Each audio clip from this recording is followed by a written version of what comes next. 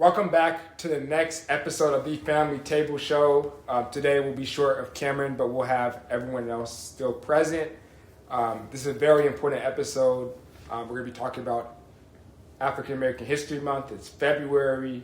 Our father, dad, just had a birthday a couple weeks ago on February 2nd, so wish him a happy birthday as well. But this is also a very important topic for us because of us being African American. That's played a significant role in our life, and also being able to just educate our communities on, show positive role models and perspectives of other things in our community. So it's super important of identity, culture, as well as the people that moved before us. But before I get started, we want to honor a legend who just passed away today, Reverend Jesse Jackson, the founder of the Rainbow Push Coalition, originally a breadbasket organization from Martin Luther King Jr., passed away today at 84 years old. And for people that know, I do work with Rainbow Push Coalition, and I've done a lot of work within the community. And due to him being able to put that foundation forward, be able to help us push our message and help impact more people. So he's someone who's a civil rights icon.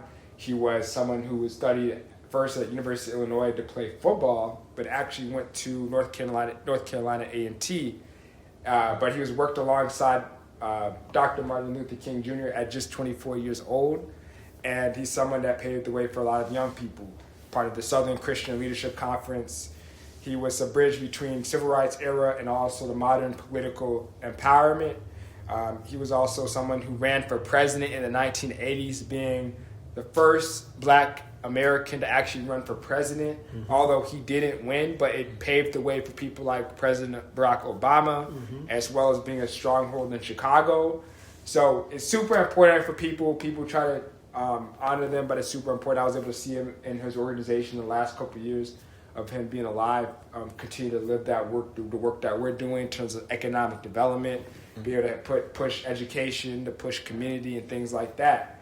So for many people, especially dad growing up in Chicago, what do you feel like Jesse Jackson represented for Black political imagination as well as role models in the community?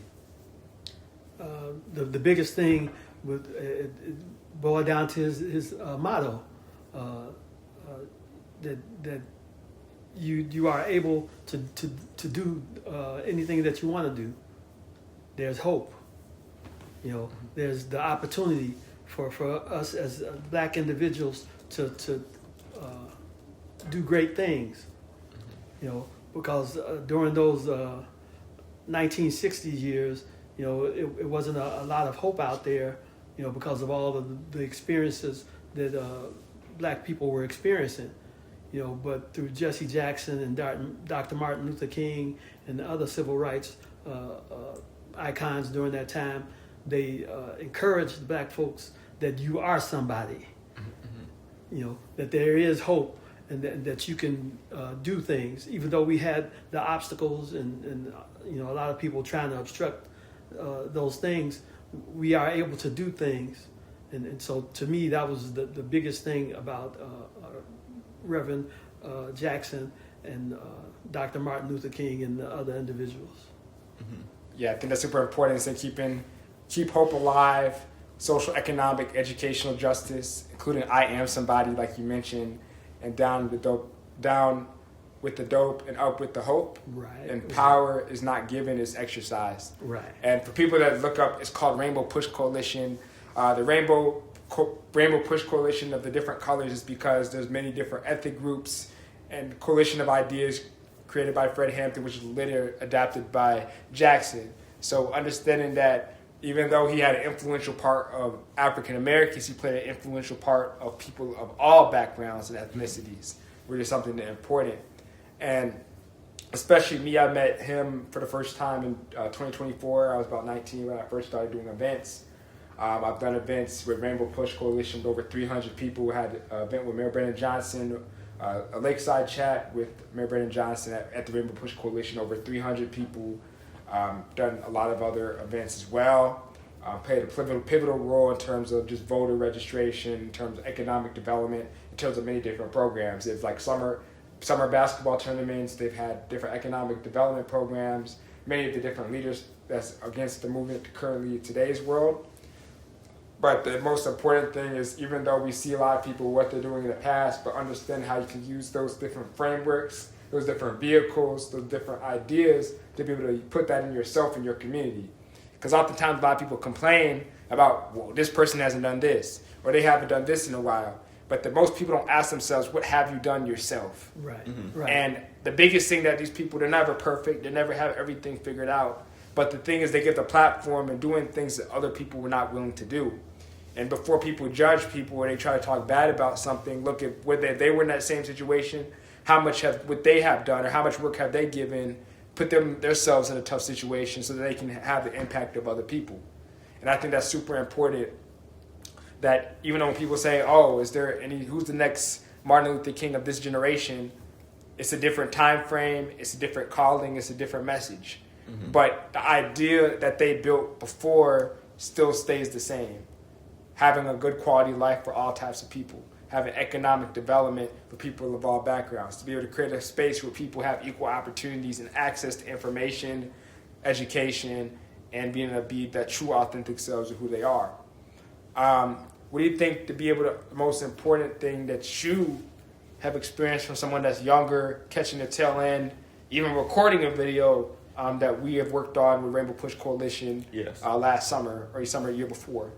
I would say the biggest thing for me was really just learning that obviously you hear about it in the textbooks and Martin Luther King Jr. existed, helped black people, etc. But to actually see it in real life, where you see throughout the walls that this is all the pivotal people who impacted the movement.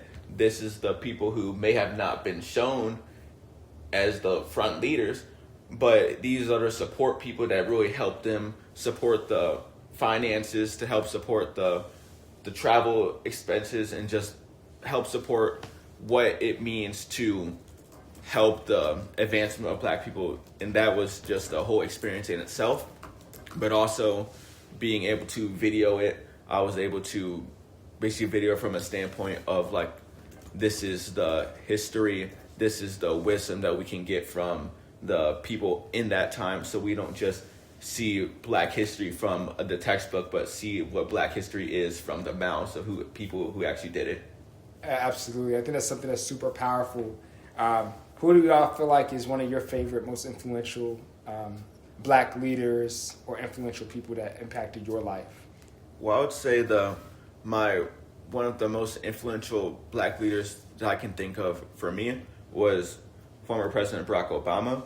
And the reason I say him is that many people see him for his policies, but I really see him as he's a man that, regardless of when he was in office and out of office, he still remains the same person and has the same amount of influence either way, that he speaks well, he speaks highly of people, even in unfortunate situations where I would say, even in unfortunate situations, he can turn to learn to educate people from all different backgrounds, that even from the political side where he had to work with people in the Democrat and Republican side, that he was able to make agreements and compromises to help the advancement of people regardless of their political party or their background. And I feel like that's something that is most important to me at this moment. That's cool. Dad, how about you? Well, I kind of support the same viewpoint as Christian. Barack Obama was a great inspiration. Jesse Jackson, of course, but again, they were the leaders, but we have to also consider the people that are not known, because you all may not know, but your grandmother, my mom, was a part of Rainbow Push. She would go and attend the meetings, and she would actually benefit from a lot of the programs that they ran. We didn't live too far from Rainbow Push, so she would go to the meetings and she would attend the things and a lot of the programs that they had. Mm-hmm. So all of those people, for me, it's not about just one person. It's so many black individuals that have done great things for our community and for the people of our community. And so I look up to all of them, because again, the 1960s and that period of time was a different time. It was so much, against them, and they made it through those things. It's tough now, but it was a lot more violent during that time period. And despite that, people worked through those obstacles. They went through them, around them, over them, under them, and again, you have to take it from the perspective that a lot of times most of the people didn't have the educational background, but because of what they did, they were allowed to open it up for individuals like me and then individuals like you. Yes, I think that's super important. A lot of people, that it's super important that there's many different people that played the role. Of course, there's people, Martin Luther King, we see Malcolm X, we see Fred Hampton. Right. But there's many people that don't get the same credit, don't get the same thing that actually put in the word, like our own family members, our grandmother, and people that paved the way, because they were the people that led the organization, but the people had to believe and had to work together in order to make things happen. So a lot of people will be too focused on becoming that main person that they don't actually do their role in their life in order to make things become better. And I feel like everyone is waiting for someone else to lead, thinking they have to have a platform when everyone has their own platform within themselves. Mm-hmm. And I think that's the biggest thing that people should understand. For me, I like one person I enjoy, one of my favorite African-American influential people was Andrew Young.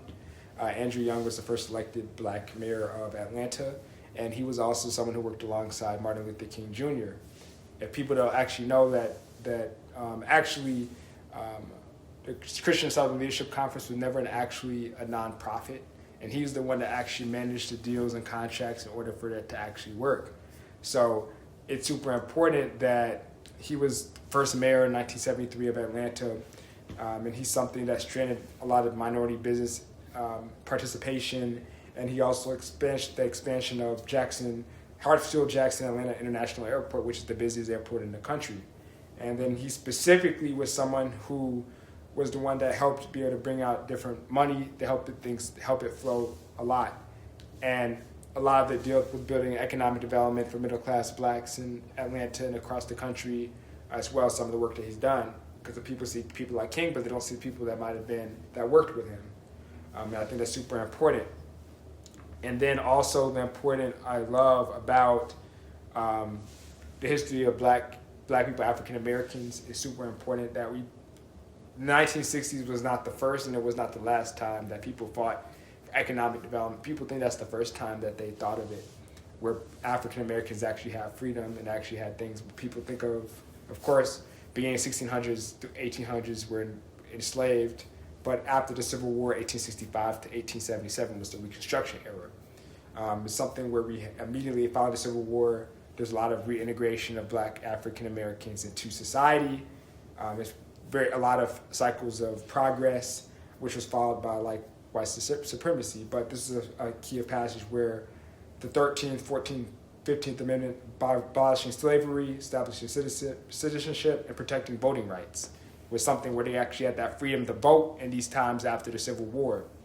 And there's a lot of black progress. Nearly 2,000 black men held public office, including Congress, and established individual community churches and school systems. Mm-hmm. So people think we didn't have the right to vote until 1960s, but no, right. They had the rights to vote, and they had the right to be able to put in positions of power in Congress, different organizations, and very prominent areas in the 1870s, 60s, and 70s, which they don't tell in school because they don't want people to have that perspective and understand that we were resilient people. Mm-hmm. But a lot of this continued to go to an end towards the end due to things like the KKK, and there was like a lot of terror, black codes, and violence overthrown of Reconstruction era, rise of Jim Crow era, erasing most political gains by 1877. So another movement that continued to move forward was the 1920s, which is the Harlem Renaissance, where it was a phase of cultural, artistic, social explosion through the Great Migration from 1910 to 1930, where African Americans moved from the South, places like Mississippi, like Alabama, to like Georgia, Arkansas to places like St. Louis, Chicago, Detroit, Cleveland, New York. This is a significant role that played where there was not as much opportunity. So places like we talked about the Bee, such as the Defender, had a lot of different newspapers that drive towards factory jobs, drive towards economic development in cities like Chicago. But oftentimes people thought that it was actually better, but it was actually worse in some situations. A lot of these jobs, they didn't really care about the workers, and you get there, you know someone from seeing the pictures on the newspaper, which played a crucial role. They get there, they find out that it's actually more divided than it actually is. Places like Chicago be one of the most segregated cities in the country, where there's a lot more violence. People forget that Martin Luther King actually lived in Chicago, and for one point, and it was actually more unsuccessful than it was in the South. Like, he was not popular. He had more success in the South, in Montgomery, Alabama, and Birmingham, Alabama, and Selma, and Atlanta than he did in the streets of Chicago, because Chicago was even worse in some environments than those other places due to the segregation. But it's super important to understand places like Bronzeville, places like Harlem, places like Tulsa, Oklahoma, where places we have prominent black communities, where they had economic development, they had barbershops, they had grocery stores, they had newspapers, sustainable communities, because people don't understand that before the end of desegregation, we had a higher concentration of wealth in our communities because we were forced to spend our money together. As soon as people ended desegregation, a lot of money pulled out the community, a lot of disinvestment, and then things went there. Of course, we go to the 1960s, civil rights era of black power, people like Martin Luther King, people like Malcolm X, people like a lot of other people were nonviolent sit-ins, freedom rides, major legislation, Civil Rights Act of 1964, shift to black power, progress and ongoing police brutality, activists like Stokely Carmichael, Black Panther Party, more on self-reliance and defending typically less not as nonviolent to other people, but primarily of self-defense. And then also a lot of backlash, assassination of Martin Luther King, Malcolm X, contributed to a lot of urban riots, rising in law and order. Political rhetoric continued to begin from black rights to criminal threats towards the demise of some of these organizations and the extent that they had. And then from the 1970s till 2000s is mass incarceration.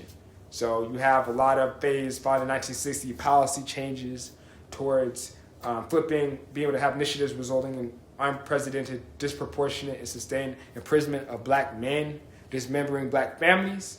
It's shifted from prison population to grew over 400% from 1970 and 2000, flipping from majority white to majority black in the 1990s. Understanding that currently right now, African Americans make up about 14% of the United States population compared to white Americans making up 70%, yet we make up majority of the prison population, which is disproportionately affected families, structure, things like that.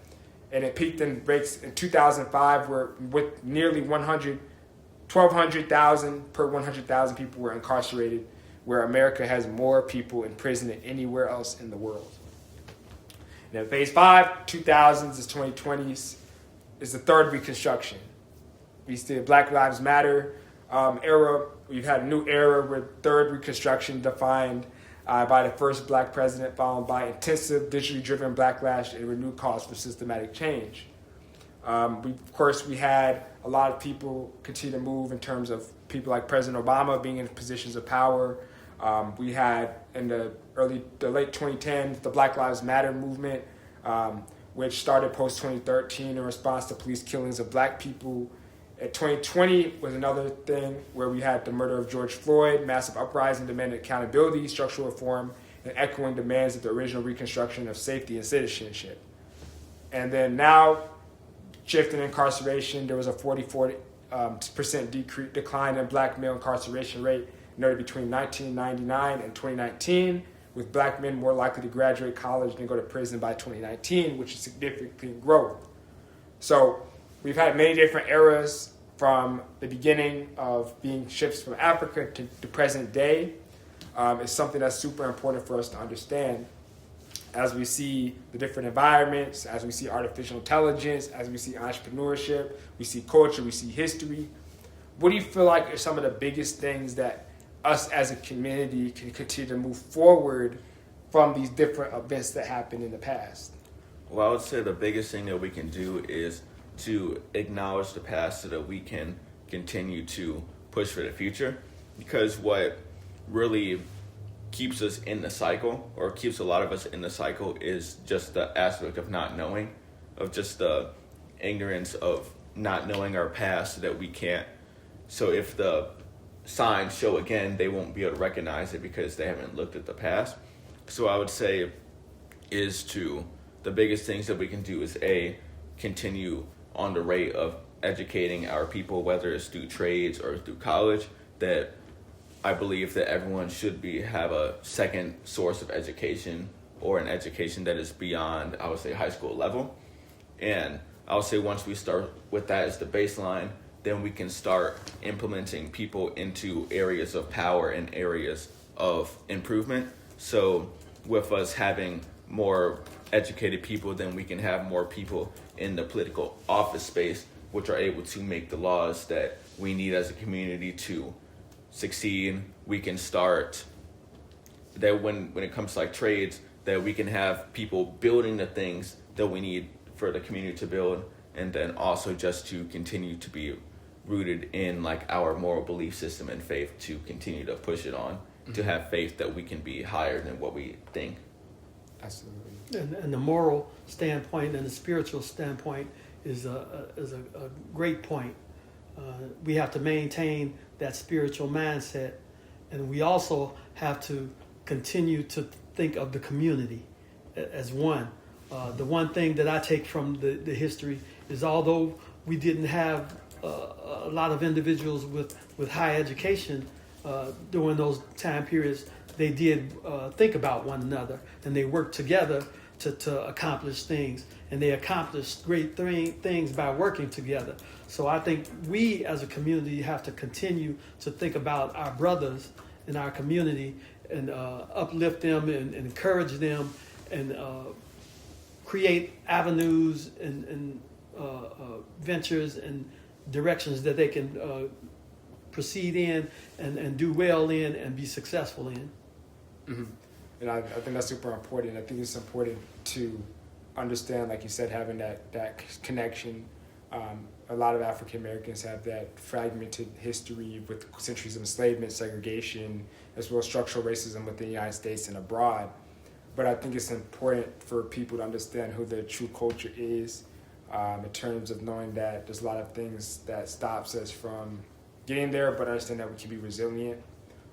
Be able to have more information that we can be able to understand, that we can start in terms of understanding, just knowing that a lot of things that we see within our community, things like athletics, in terms of entertainment, that's only one aspect of the culture, but there's many other aspects in terms of us, in terms of civic engagement, in terms of technology, in terms of doing things in culture, doing things in media, but also being able to control the narrative of ourselves. And I think it's important that, like we said, I teach financial literacy, economic development. If you don't have economic power, all the other stuff doesn't matter. We have a lot of platforms where we're also amplified, and we're also being on the spotlight, but we don't actually own the things that we produce. So if we're not able to, if we have all these different deals in terms of business or in terms of culture, where we don't actually compensate our own value by creating our own platforms or building up our own communities, no one else will come and save us. That we have to save ourselves as a community, and that we have to be able to work and collaborate with each other, because we've been so fragmented by all the things that have happened. There's a lack of distrust within each other, but we are people who are genetically supposed to work together. We're supposed to work and collaborate. We're supposed to exchange ideas. We're supposed to be educated individuals. We're not just meant to do low-level activities. We're not just meant to be rappers or entertainers, but we're meant to go and have ownership of every aspect of our life outside of those areas. And that we're the ones that's in control of our future. And even times like now shows that the most important thing is that we have each other. That regardless of what the government's going to do, regardless of the things that they put online, all that type of stuff is a distraction from the stuff that actually matters. And that's building up deciding what your true purpose and what you're doing in your life, how you can work with other people, and how you can be able to pass the information, ideas, and culture down to the next generation. Absolutely. And the key, again, is, there's a lot of individuals that accomplish things individually. They have to fight against that drive to just continue to think about themselves and the things that they've accomplished. They have to continue to think about the others in the community that need their guidance, their help, their support. So once you become successful, don't forget about everybody else and just think about yourself. I think that's where a lot of times we lose part of our community, because as people become successful, then they forget about everybody else because they're on this drive to continue to accomplish things for themselves specifically. But also, I would say to continue to have the unity, one of the best examples of unity, especially in like the 60s and 80s, was the church. Because through the church, people were actually, I would say people were going to church obviously for their relationship with God, but also outside of church, I'll say outside of faith, it was a community that was actually fighting for each other, that right. the church was actually the place where a lot of Reverend Jesse Jackson and Martin Luther King, they were all reverends. They were all right. pastors, and they were actually the leaders or one of the leaders of that movement. So we have to basically bring back the church going after helping the community that it's in, rather than just for a performance. Right. I think it's important that we have these different organizations. We have the Black Church. We have the Divine Nine, fraternities and sororities. We have the NCAACP. We have the Black institutions, historically Black colleges.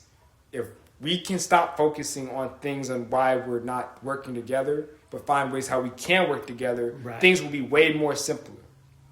We don't need to rely on these other organizations and other things. If those other organizations can get outside of trying to have their own aura and put new positions of leadership and newer perspectives, and understand that this is not the 1960s anymore, it is 2026.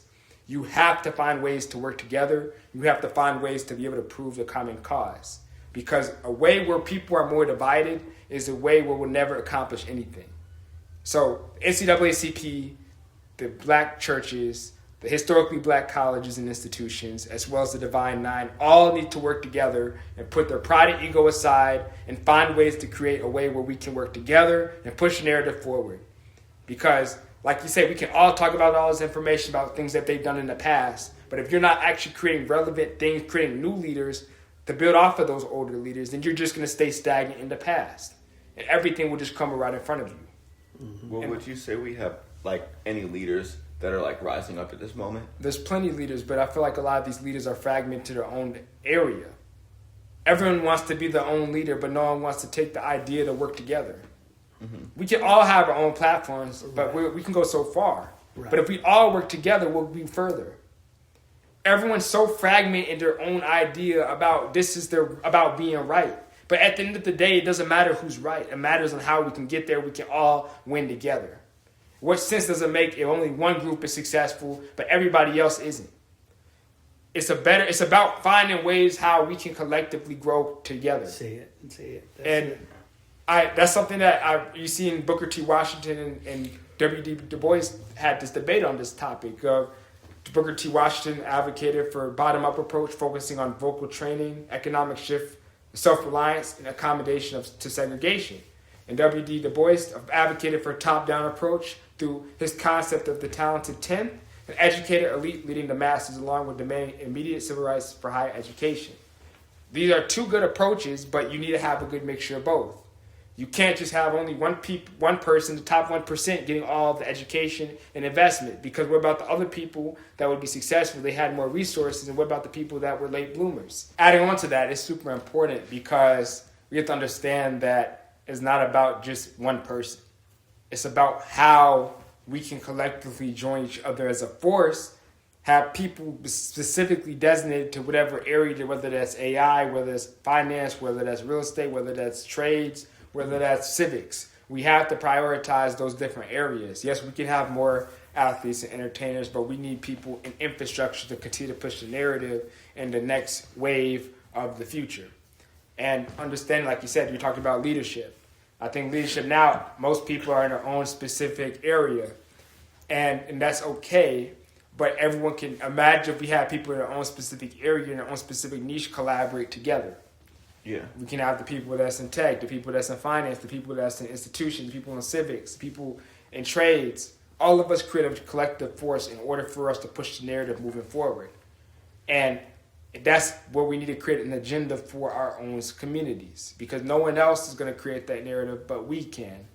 So that's super important of what we can view and how we view ourselves. But think of it from this standpoint, from our family, the way that we're building this family legacy, to work together and show people that you can do it together rather than focusing on yourself individually. By showing that, it's one thing to say it, but when you actually do it, and then other people actually see what you're doing and see how successful it is, I think that has a greater impact on the community and the individuals that are watching. Because again, by us doing that, I think this is a great thing that we're doing. And if we continue to do this, we can, drive this thinking into our community, into our people, and say, hey, we can work together and we can do these things. We can accomplish great things together. Stop thinking about just what you can do individually. It's great that you can do something individually, but you have to be able to work amongst one another to do greater things, because you can achieve a whole lot more, with more than with less. Mm-hmm. Mm-hmm. Right. This way, when a lot of people talk about getting into real estate, it's way easier if you have multiple parties with you. If it's one person trying to buy a property or build or buy a block or buy a development, it's literally impossible. But if you have a group of people, you have a family, a couple of families, a community. Imagine if the whole entire block talked about finding ways to buy that abandoned building and create that a community center instead of us trying to wait for someone else to do it. Wow. Imagine if we had the whole entire community and family say we want to fund this project. Imagine if we say we want to go and take this whole entire community to build a business that we can do this, whatever our agenda is. That's stuff that we can all control. And that's the thing of having free enterprise in this economic landscape that we can build within ourselves. Instead of waiting for the change to happen, you can literally create the change just through ecosystems. If you find a trade, you help me build it. You someone that knows logistics, you get a supplier. You find someone that knows AI, you can be able to automate it. You find someone that's a way to have the visionary and sell the product. Mm-hmm. That's about how you find those different people that collaborate together to have different skill sets to build something greater. What good does it do if I have a bunch of bricks, but if someone doesn't have the different things, the slats, the things to be able to build it? What happens if I have all of this money, but if I don't have somewhere to put it? What's the point of having all of these buildings, but not someone to live in it? What's about having all of these storefronts with the shelves empty? We don't need more things. We need to find ways to work with what we already have. Because this idea of saying that once you just get more money, think without all this other stuff, it doesn't matter. Right. And what if having all this good money, but the place around you is not even a quality place to live? And that's what a lot of these people just need, is having these communities a better place to live. If you have you have a better perception of who you are, you have a better sense of value in your community, and you have a greater sense of purpose in your community, a lot of these places will become better places to live. Because instead of you throwing trash on the ground, you go and pick it up. Instead of you trying to fight someone on the street, you'll help build them up. All right. Instead of you being able to go and talk bad about your community, you'll defend your community. Not just about fighting over blocks, it's about building the block. Because all the other stuff is a distraction to keep us into that state of survival and that state of despair. But it's up to us and how we want to shift that narrative in terms of that future. Instead of talking about pulling out a firearm, pull out a pickaxe to build the streets, what one of my person said about building in trades. About instead of someone becoming a drug dealer, become someone that can become a logistics in a company. Instead of someone that's talking about arranging gangs against each other, you can arrange community organizers. It's about how you shift it. how you shift your mindset and how you shift your perspective. Because not everything is bad. Not every person is bad. Not every single person has to be specifically one thing. You can be able to express yourselves in many different ways. One person like President Obama is not just someone who's supposed to be excellent. He should be the standard. Someone like LeBron and Kobe, those are people, exceptional basketball players, but the way they live their life outside of basketball should be the standard. And that's how other people should live too, is stop looking at just these people as idols, but find ways like use the same type of values and integrate it to yours and your goals. And I think that's the greatest thing that people can do is learn from that. Mm-hmm. And even when they talk about, when they see those type of people, are they willing to put the work in to become those people that it actually takes to get there? Because a lot of people, they see the work that it took to become president or as a professional athlete or to become someone that's in positions of power, what they actually want to take the work that it takes to get there. And it's okay, not everyone's meant to lead, but we have to find the right people that's willing to lead and lean on top of them and invest in them and partner with them and uplift them so that they can be the best people in positions that can lead us to the next generation. And that's the biggest thing. We don't need to push these other narratives that are not pushing us upward. It's okay to have entertainment. It's good, okay to have athletes, but understanding that the culture is bigger. Mm-hmm. And there's more to it. And what are you guys talking about? Another thing that's super important that I want us to speak on is that the future of the world is not even in America, but it's on the continent of Africa. Mm. You look at the United States, the birth rates are declining, and you look at the same place with Europe. The economy of the future will be in the continent of Africa. They have the youngest people, the average age in the continent of Africa is 19. They're the most digitally tapped in continent, and it has the most geologically diverse country. Mm-hmm. Everything that is rare in America is abundant in Africa. And that's something that a lot of African Americans have historical references of imagining a future not just in America, building families and communities in Africa. Places like Ghana, place for its cultural heritage. Places like Nigeria, places like Kenya for tech, places like Senegal, places like that. A lot of people have to understand is that the future of the world is going to be able to be built in the continent of Africa. How do you all feel like that shifted over the last couple years that continue to move forward into 2026 and beyond? How that perspective has shifted for you? Well, I'd say that the perspective really just kind of went under the radar for a lot of people because most people weren't really knowledgeable about Africa until I Showed Speed showed Africa and all the technological advances in Africa that many people have, especially in America, have like a American viewpoint that they feel like we are the best country. We feel like we're the only country doing well, and we feel like we're basically the country that is the only one that can do great things. But we have to realize that other countries can do the same things, if not better. Like, I'm not saying that one country is better than the other, but I'm saying that other countries are still valuable. They're still doing the same things that we do, but going to Africa is that, like you were mentioning, those are all staggering things to hear about that can really change the economy of everything. And especially with them being so young, that will definitely play a factor in it.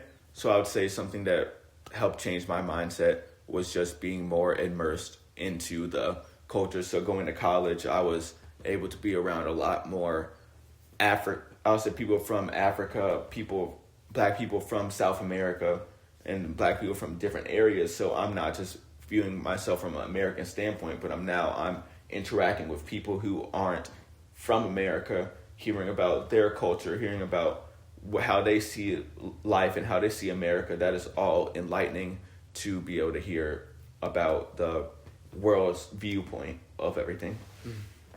Unlike the American concept that America is the greatest and the only one that knows everything about everything, I'm different in that I love to be around individuals who have a different background. So unlike that view that it's only about America and we don't want to have, I'm totally opposite of that. I love being around individuals who have a different background. I love to be around those individuals to find out how they live, how they prosper, the obstacles that they face, and how they deal with their families and their communities. I love to be around them. When we go to other countries and we visit, I love being in those environments to see how they live and how they do things well. Because again, it's not about just because I'm in America, I can only tell them about how things can work and work better for you as an individual or as a group or as a community.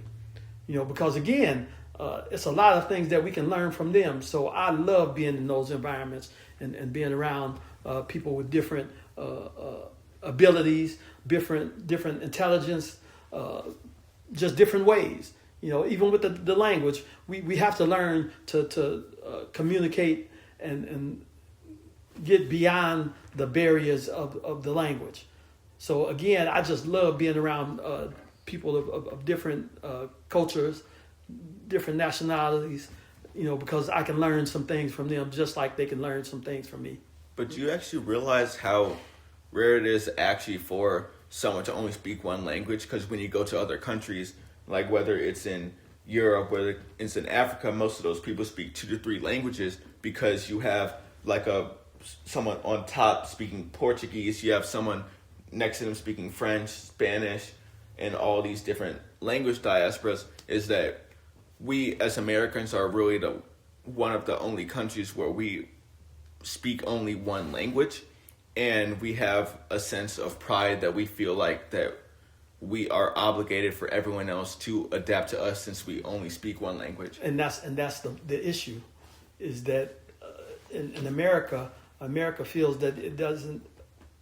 I won't say everybody, but a lot of Americans feel that they don't have to learn anything from anybody else because they feel that America is the standard. Exactly. So we create the standard. So why do I have to go down here to, that's their viewpoint. But I think that's the issue with the situation is that you can't think that you're just here and that you have nothing that you can learn. So by them having that mindset, now they've actually put themselves in a bad situation because they're not learning anything, because they feel that they're the standard that everybody else has to maintain. And I think this false idea of American exceptionalism is something that has been analyzed within the American people. Majority of the successful American businesses, entrepreneurs, leaders are all people that are from foreign countries. Americans are just not producing at the rate of return in order to produce the rate of these businesses in terms of everything that we've seen. It's unsustainable.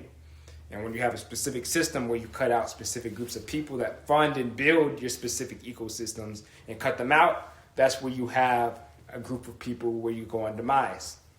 And that's phases of countries, most average span of a country's lifespan in terms of ancient Greek, ancient Rome, many different empires is 250 years. Because there's always different rise and fall. You see things like currency devaluation. You see a lack of drive and ambition from specific groups of people, and you continue to print more and more money in a higher concentration of wealth in specific individual people that contributes to the fall of the demise of America, the demise of countries. That's something that we have to understand, that the future is not just America, but it's a global economy. And these economies are growing. Continent of Africa, it's had 4.2% growth in 2025, which is the biggest in the world. And by 2050, 60% of its population will reside in cities. And even with those cities, they're becoming major economic engines, contributing to 1.7 trillion GDP by 2030.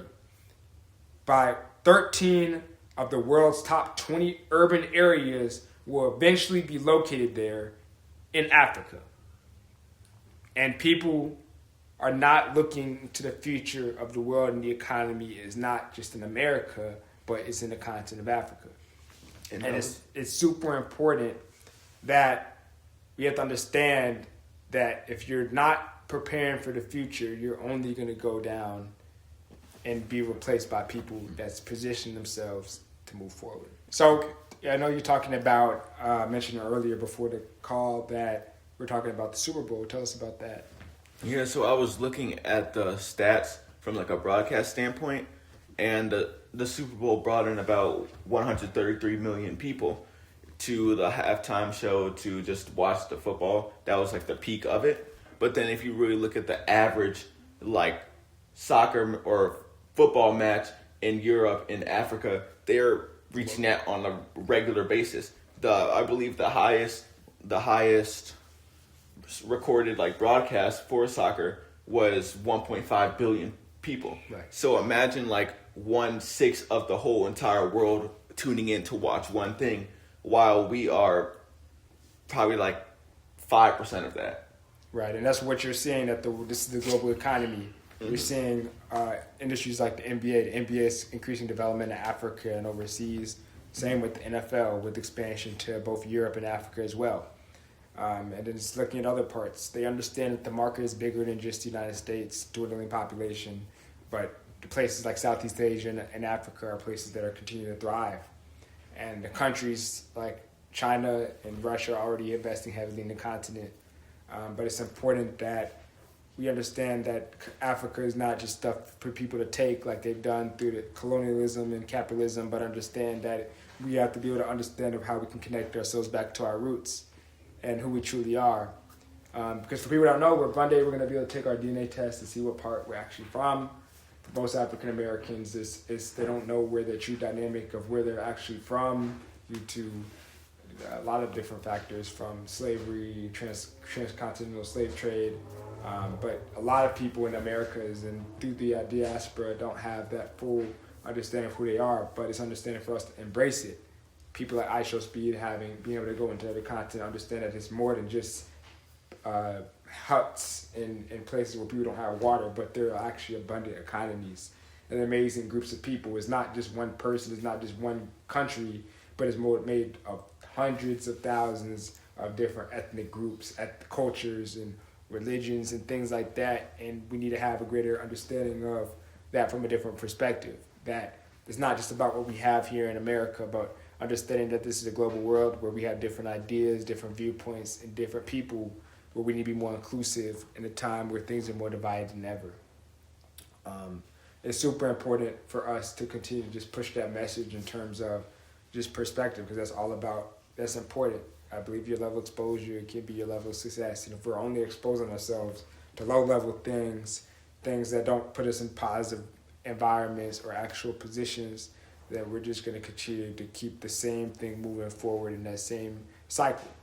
So the more we can push this information out is super important, especially with Black History Month, especially with culture, especially within our environment. It's not just a month, but it's also infrastructure, it's policy, it's migration, it's ownership, and it's also family. So if we understand it correctly, we don't just learn about the past, but we architect the future, which is super important for us to understand. What do you think is the greatest thing that you're moving forward in terms of using Black history in your own life and your goals in your future? Well, I would say the number one thing that I'm trying to tap into is that I would say God didn't give us our cultures for no reason. That I was born in this culture for a reason, so I can reach out to this culture. So what I want to do is I really want to tune in more into learning about because I already know a decent amount, but I want to learn more about basically my cultures, and I can basically just continue to basically take that and then be able to educate people who aren't knowledgeable on it, and to really just go into that. My biggest aspect is, again, focusing on Reverend Jesse Jackson, understanding that I am somebody. And that, to emphasizing that to you guys, to let you know that you are somebody, and that as a group that we have to keep hope alive. We got to keep that hope alive for our community and for our people, you know, because if we don't, we're going to perish, you know, and we don't want to perish. We want to keep hope alive and remember that we are somebody. And when you keep that in your mindset, then you can achieve anything that you have a desire to do it. But again, it's not about me individually. It's about we as a group, as a organization, as a community. So we have to work together to keep hope alive and remember that I am somebody. And then something I forgot to add was that I want to also use my talent when it comes to media and things like that to really help paint the narrative that we can be better than ourselves. Basically paint the narrative that we aren't just a community that just gets, I would say, that gets wealthy or gets of high status and we just keep the money for ourselves, right. But we can be able to get something and then give back to the community to help other people beyond ourselves to right. spread it and to really know that they can live better lives. Absolutely. I think that's something that just adds on to what I'm doing as well. What we're building collectively is understanding that there's a higher calling, something that we all have greater inside of us in terms of just having some sort of right that we all deserve to be able to have that freedom of what we truly desire to be and be who we truly desire to be.